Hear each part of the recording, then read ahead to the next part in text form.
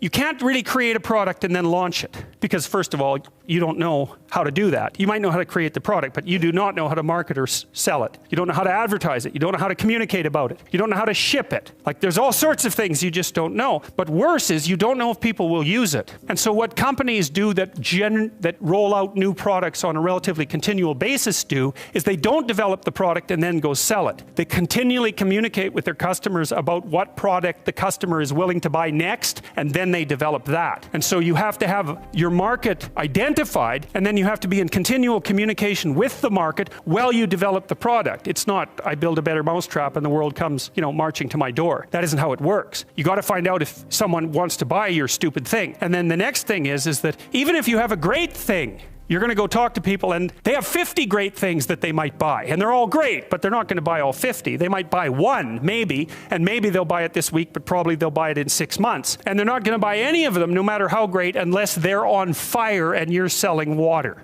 Because they're so busy already, right? They're so overwhelmed and preoccupied by their jobs that if you come in and you say, well, here, this is going to increase your efficiency by 20%, and here's the 3 weeks you'd have to spend doing that, and then the payoff would come in the next years, they'll say, yeah, well, I'll do that as soon as I have time. As soon as I have time is never. So if they're on fire and you have water, you can sell it to them. But that's all, because otherwise it's a no-go. Those are all things that are worthwhile knowing, because they're very hard to learn. And very comically, I mean, if you would have told me when I first started developing these tests that one of the reasons corporations wouldn't buy them was because they worked, that I would have just thought, really? I mean, come on, really? That's really the reason? It's like, yeah, that's the reason.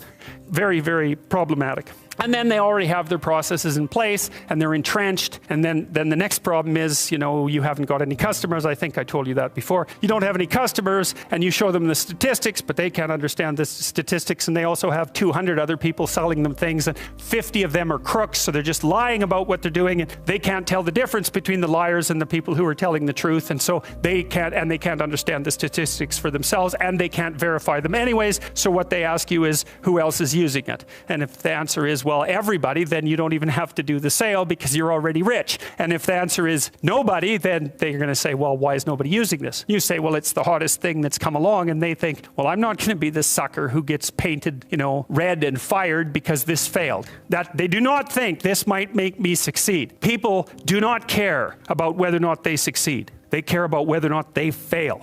And so that's another thing, is that if you're marketing something and you can say this will stop you from being identified as a failure, then people might be happy about that. But if you say this will really help you succeed, it's like, no, I don't want to succeed. I just don't want to fail. I don't want to succeed. I just want to be invisible and be left alone. And if you're looking for people's fundamental motivation, that's it. It's they want to be invisible and they want to be left alone. I tell you the zebra story? Any of you know that story? Okay, I'll tell you this zebra story. Stop me if I've told it to you before. This tells you everything you need to know about human beings. So it's worth knowing. Okay, so zebras have stripes, and people say, well, that's for camouflage. And then you think about that for 2 seconds, and you think that's a really stupid theory, because lions are camouflaged and they're like golden, like the grass. And zebras are black and white, so you can see a zebra 5 miles away. It's like, there's a zebra, it's black and white. So the whole camouflage thing, that's just not working out so well as a hypothesis. Okay, so biologists go and they decide to take a look at some zebras. And so they're looking at a zebra on the herd, because there's no zebra, right? Just like there's no fish. There are schools of fish and there are herds of zebras. There isn't a fish. This is why I think the cod aren't coming back. There are no cod. There are massive 100-mile long schools of cod, 10 stories deep, 20 million years old. You wipe out the school, you don't just get to throw a cod in the water and say, well, off you go. It's like, well, where's my city? It's like launching you in the middle of a field. It's like, well, go out there and reproduce. It's like, no, that's not going to happen, So without the school, there's no cod, and you can't just introduce a whole school of cod because you don't have a whole school of cod. So, maybe the cod are never coming back. And zebras are the same thing. There's not a zebra. There's zebras. You're looking at the zebras, trying to study a zebra, and you look at the zebra and you make some notes and you look up and you think, oh, Christ, which zebra was I looking at? And the answer to that is you don't know, because the camouflage is against the herd and the black and white stripes. There's a variety of reasons for the stripes. The fly flies also seem not to like the stripes. But, you know, usually things evolve for multiple reasons. But anyways, it's very difficult to parse out a zebra against the herd. You look down, you look up, it's like, uh-oh, all those damn zebras look the same. Yes, the camouflage is effective, but it's against the herd. So then you think, well, we better identify a zebra so we can see what he's up to. So then you take your Jeep and a can of red paint and a stick with a rag on the end of it, and you drive up to the zebras and you paint their haunch red a little bit, put a nice red dot on their haunch, or maybe clip their ear with a cattle clip. And then you stand back and you think, hey, I'm pretty smart. Now I'm going to watch that zebra. So what do you think happens to the zebra? The lions kill it.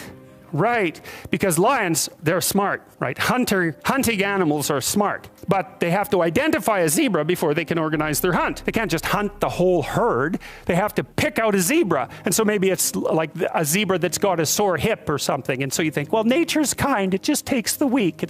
No, zebra or lions like really healthy, delicious zebras, but they look like all the other healthy, delicious zebras, so they can't get a bead on them. But if they're small and just born, or if they're limping, or there's something that identifies them, then the lions can pick them out. And then they do pick them out. And so the rule for human beings is keep your damn stripes on so the lions don't get you. And I'm telling you, man, if you want to remember one thing from my class about human motivation, that's a good thing to learn. People camouflage themselves against the herd, and they like to be in the middle of the herd, which is what fish do, by the way. If you have a big school of fish, the smart, healthy, large fish are in the middle of the school. Because you know what you call fish on the outside of the school? Bait. So that's what people are doing. They're trying to move into the middle of the herd all the time. And the herd moves around, or the school moves around, and people are going, well, I'm in the middle. I'm staying in the middle here. So I've got this protective ring of people around me so the predators don't pick me out and do me in. Okay, so that's part of the reason why I said, well, you can't sell something to someone for success, because you're thinking, well, people are aiming at success. Don't be thinking that. It's not by any means necessarily true.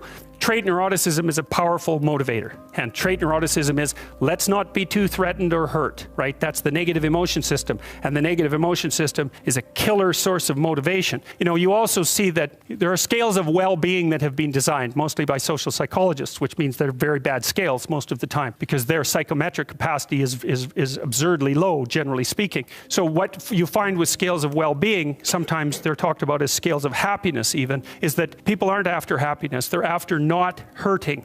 It's not, so they don't want to be extroverted and enthusiastic, right? And bubbly and full of smiles and laughter. That isn't what they mean by I want to be happy. What they mean is I don't want to be anxious or in pain. And so well-being scales tend to be something like neuroticism, emotional stability, plus extroversion. But the big loading is on emotional stability, the reverse of neuroticism. You want to avoid suffering. You don't want to be happy. You want to avoid suffering. And one way to avoid suffering is not to let the lions gnaw on you. And one way of doing that is to stay in the middle of the damn herd. And so, like, I'm not being a smart aleck about this. I understand why people do that. There's real danger to being visible. There's real danger in being visible. Now, you might be successful if you're visible, but you also might be dead.